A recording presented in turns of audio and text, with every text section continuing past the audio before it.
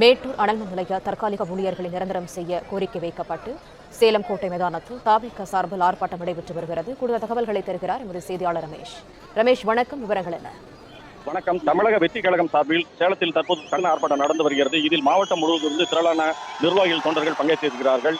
சேலம் மாவட்டம் மேட்டூரில் அனல் நிலையம் உள்ளது. இங்கு 200க்கும் மேற்பட்ட தற்காலிக பணியாளர்கள் பணியாற்றி வருகிறார்கள். இவர்கள் நிரந்தரம் செய்ய வலியுறுத்தி கடந்த மாதம் 28ஆம் தேதி முதல் வேலைக்கு செல்லாமல் போராட்டம் நடத்தி வருகிறார்கள். இவர்களை நிரந்தரப்படுத்த வேண்டும் என்பது உட்பட பல்வேறு கோரிக்கையை முன்வைத்து பல்வேறு கட்சியினம் இவர்களை நிரந்தரப்படுத்த வேண்டும் என வலியுறுத்தி வருகிறார்கள். இந்த நிலையில் சேலம் கோட்டை மைதானத்தில் தற்போது தமிழக வெற்றி கழகம் சார்பில் கண்டன ஆர்ப்பாட்டம் நடந்து வருகிறது. மேட்டூர் அனல்மின் நிலையத்தில் பணியாற்றி வரும் தற்காலிக பணியாளர்களை உடனே நிரந்தரப்படுத்த வேண்டும் என்பது உட்பட பல்வேறு கோரிக்கை முன்வைத்து தற்போது நிர்வாகிகள், தொண்டர்கள், மகளிர் இணையர்கள் கோஷமிட்டு வருகிறார்கள். இதற்கு சேலம் மத்திய மாவட்ட செயலாளர் தமிழன் பார்த்திபன் தலைமை வைத்துள்ளார். இதில் சேலம் மாவட்டம் முழுவதும் இருந்து திரளான நிர்வாகிகள், தொண்டர்கள் கலந்து கொண்டிருக்கிறார்கள். முதலில் இந்த ஆர்ப்பாட்டம் உண்ணாவிரத போராட்டமாக அறிவிக்கப்பட்டிருந்தது. பின்னர் போலீசார் அனுமதி தராதால் தற்போது ஆர்ப்பாட்டம் நடந்து வருகிறது. இந்த ஆர்ப்பாட்டத்தை அடுத்து ஏதும் அசம்பாவிதம் நடந்து விடாமல் இருக்க பலத்த போலீஸ் பாதுகாப்பு போடப்பட்டிருக்கிறது.